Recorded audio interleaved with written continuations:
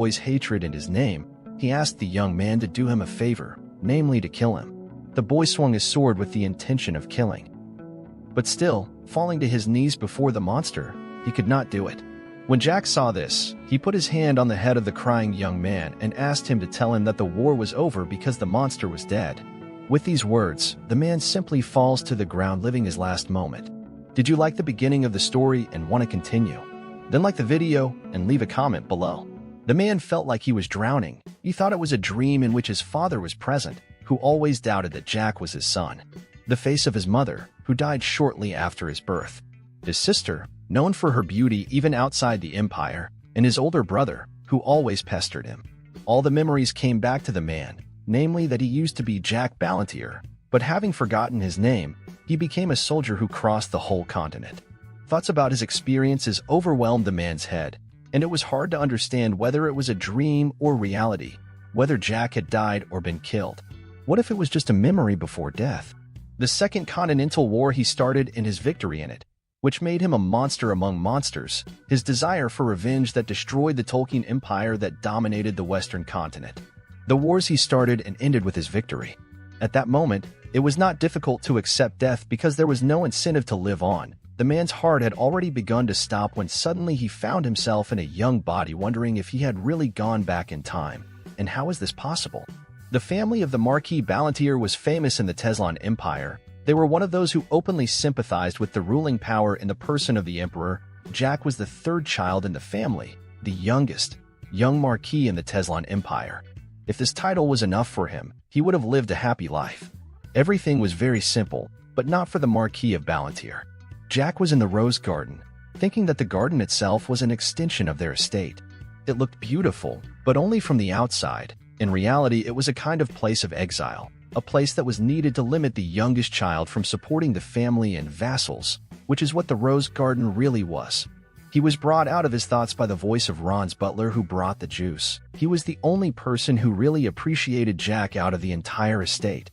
Turning to face him, the boy smiled, noting that the Ron he knew had always been a little sneaky, so there must be poison in the juice. At this, the butler blushed and tried to object. But Jack smiled gently and said he was just joking. With a light smile, the butler walked away, leaving the boy alone. As he sipped his juice, the young man reflected on the fact that there were 11 other people in the rose garden besides him. One of them was Ron, who had just brought him the juice. The other 10 are the guards assigned to watch over him. In any case, apart from Ron, Jack is not interested in anyone else here. Looking up at the sky and holding the glass, the young man continued to think about the fact that this was not a dream after all. He could not even think that he could be in the past. Only an hour had passed since the moment when the young man was able to understand what was going on. Of course, it can be considered a chance. At that moment, he was only 14. There are no wounds on his arms, and not even a hint of a mana heart inside. If you compare Jack to other children of noble families, he is a complete bottom, which is understandable since at this age his mana is not yet. Jack was not allowed to continue his thought by a figure behind him who hit him on the head. Not realizing what was happening, the young man drops his glass, which causes it to break, thinking that the last time he was hit on the head was many years ago. When Jack returns, he sees his older brother, Palon Ballantyre. He thinks about the fact that Palon was the second child in the family and 3 years older than the protagonist, and the problem that prevented the young man from practicing magic was Palon's constant bullying. The protagonist stood in front of his brother, angrily looking him straight in the eye. Recalling that many years had passed, and Palon still pissed Jack off. In his past life, his brother treated him like trash, saying that unlike his sister, the boy was completely useless. He could do nothing, neither wield a sword nor use magic, and if Jack wanted to learn, Palon would consider it a betrayal and kill him. So for now, the young man in this family should eat what they give him and wear what they bring, and then let things happen. When the brother becomes the head of the family, he may accept Jack as his younger brother. As a child, the protagonist was very weak, which is why many in the family made fun of him, and of course the conversations went beyond the family circle. The third child of the Marquis was a complete trash, and even ordinary people ridiculed him. Palon and Count Minas in particular contributed to the spread of this talk.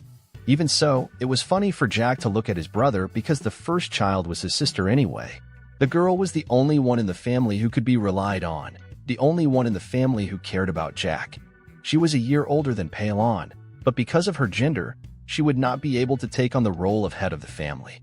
The fate of the beautiful daughter of the Marquis, who could not lead the family, was predetermined from the very beginning. The girl will marry someone her father will like and will live her whole life in a small estate giving birth to heirs. This is how her life was and will be.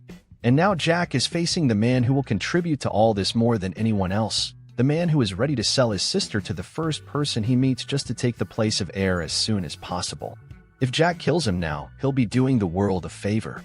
Not satisfied with his little brother's gaze, Palin swings for the kill, but the protagonist intercepts his hand, shocking his older brother and the guards around him. In a panic, Palin starts shouting that the boy doesn't dare to do that. Jack throws him over his shoulder, knocking him to the floor. The bewildered young man turns to his younger brother, not understanding what is wrong with him, and sees him mocking him, ironically asking if Palin needs help getting up. Angry, the young man grabs his sword to gather mana. Looking at this and fearing the consequences, the guards remain in place.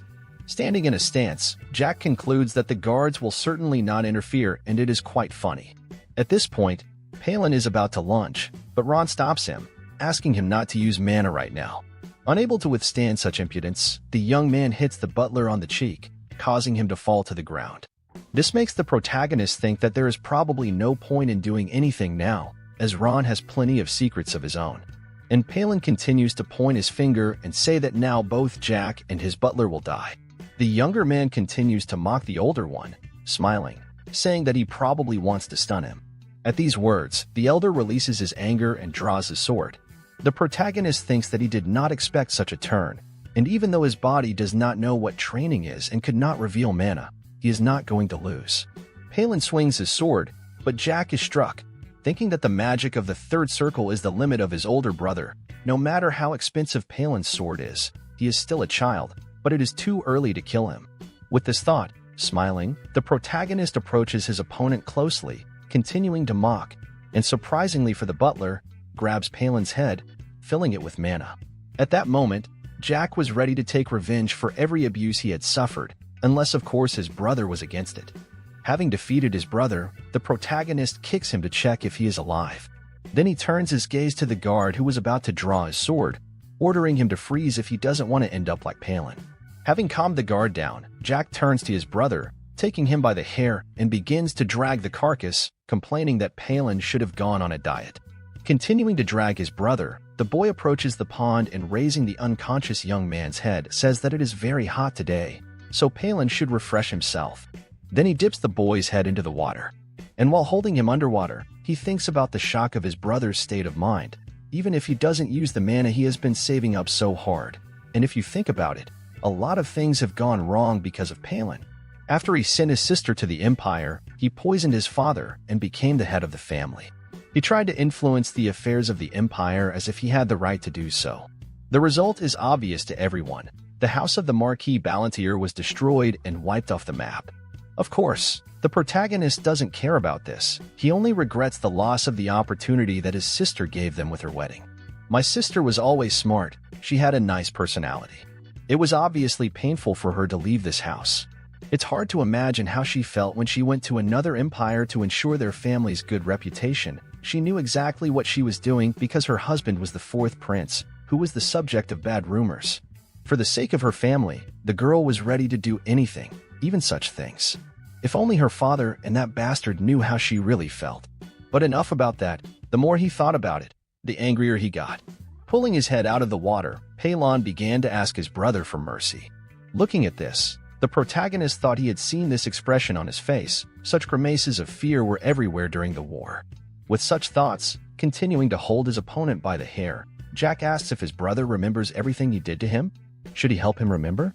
Or is it better to let him feel everything on his own skin so that he realizes the importance of family? Then he swings for a punch to Palin's poor face, admitting that he was wrong. Jack is stopped by Ron asking him to stop. Listening to the butler, the young man finally knocks out the air and lets him go. Then he turns to the guards, ordering them to remove what is under his foot, saying that Palin is still alive. The guard quickly runs over to help his master, while Jack is pleased with his work. Meanwhile, Ron was looking at the guy who passed by with a surprised expression on his face at what he had just done. The whole house immediately learned about what had happened, and of course it turned everything upside down. Palon Ballantyre is Jack Ballantyre's half-brother and future heir, who was supported by the forces of the influential Count Mintus family. Therefore, being understood in the family in which the title of Marquis was to pass to him, the sight of a broken Palon and his new fear of water caused a total stir. At this time, Jack himself was sitting drinking tea and enjoying a cake under the gaze of an embarrassed Ron. There were many rumors that Palon had gotten the third round at the age of 17, and that he had been defeated by his younger brother, who was not trained in magic or fencing. Was Jack hiding his talent?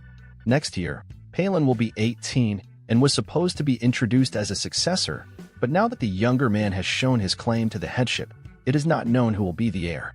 Overhearing the maids discussing these rumors, the daughter of the Ballantyre family could not help but ask what had happened. Meanwhile, the talk spread further and further, and many in the estate came up with new details of what had happened. Finally, the rumors reached the current head of the manor, who immediately ordered the third man to be brought to him. While Jack was enjoying the cake in the company of Ron, the maids suddenly entered the room and immediately went to the butler. After listening to them, Ron turned to the young gentleman and told him that the master wanted to see him right away. Rising from his chair, the young man put on his jacket and headed for the door. When Ron saw this, he wanted to go with him, but Jack refused, claiming that he was no longer a little boy. This answer puzzled the butler, but he could not object, so the man only bowed and wished him good luck. The protagonist walked up the stairs to his father under the watchful eyes of the staff, thinking about how he hadn't felt for a long time how it feels to be non-existent for others, although it doesn't matter what others think about him. The main thing is to get it over with as soon as possible. Jack wanted to open the door but couldn't. The guards closed the entrance in front of him with their weapons, pretending that the guy was not there at all. Smiling ominously and a little irritated, the young man kicked one of the guards in the leg, asking if he was blind. The guard looked at the young man angrily. In the past, the protagonist would have run away from such a look, but not now. With a gentle smile, Jack responded to the look by telling the guard to relax, otherwise he would cut him in half. Not expecting such a response, the knight asked what he meant. The protagonist answered that he had hit the guard in the leg, relying on the fact that he did not repeat twice that the Marquis had called him, so he had to pass. But the guard still couldn't let Jack through. Realizing that he had to wait, the protagonist turned around and started walking away, thinking that there was no point in waiting to be called. He was nobody here anyway. The guard behind him asked where the young man was going. He replied that the guard should tell the owner that if he wanted to talk to him, he should come himself. This surprised the two guards. After Jack left, they immediately reported it to the head.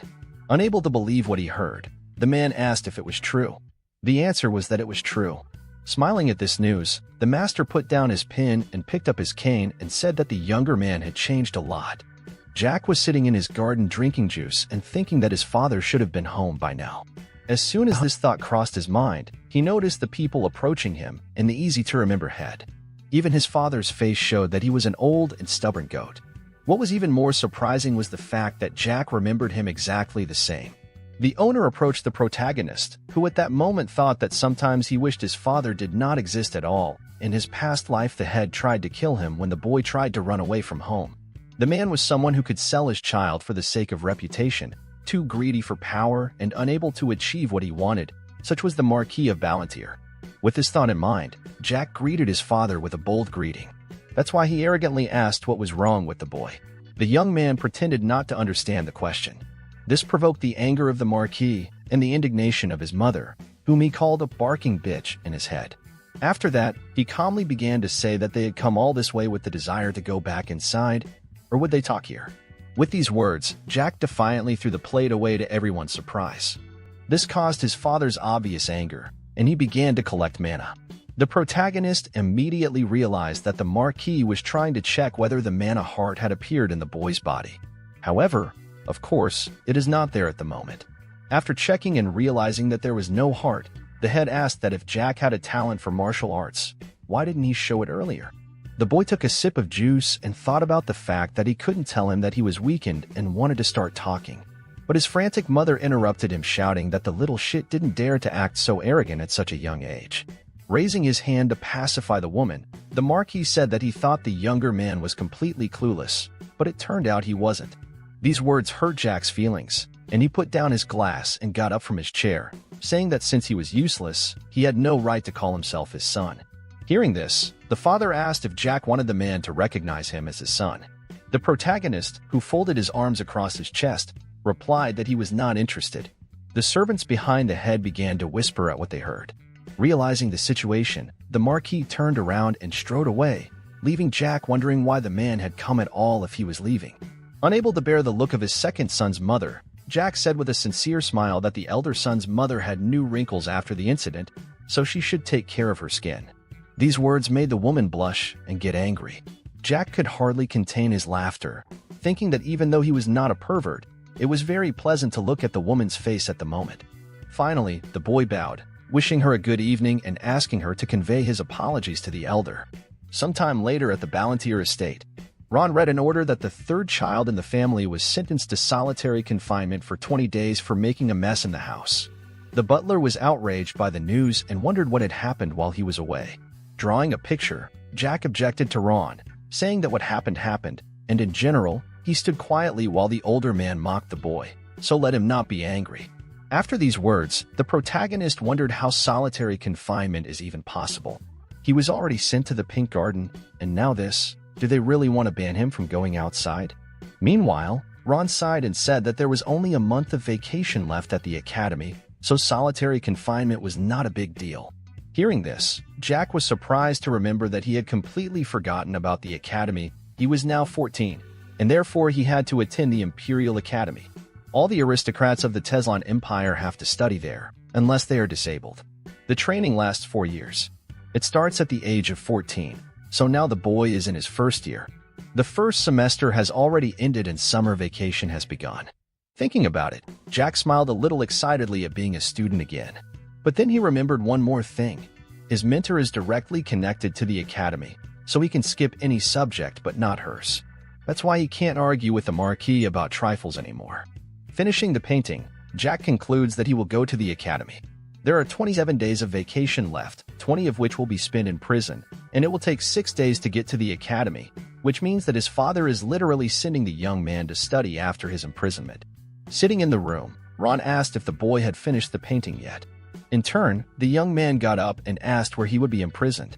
The butler fell silent at this question, but the boy insisted on telling him. Taking out a letter from his jacket and handing it to the boy, Ron began to say that there was only one place for solitary confinement, and it was for criminals who had committed crimes on the territory of the Marquis' property. Pale Jack asks if Ron means prison, to which the butler answers yes. This news made the young man completely depressed, and he decided that he would not let it go. To tell you the truth, the heirs of aristocratic families don't need vacations at the academy to relax. This can be understood by looking at Palin's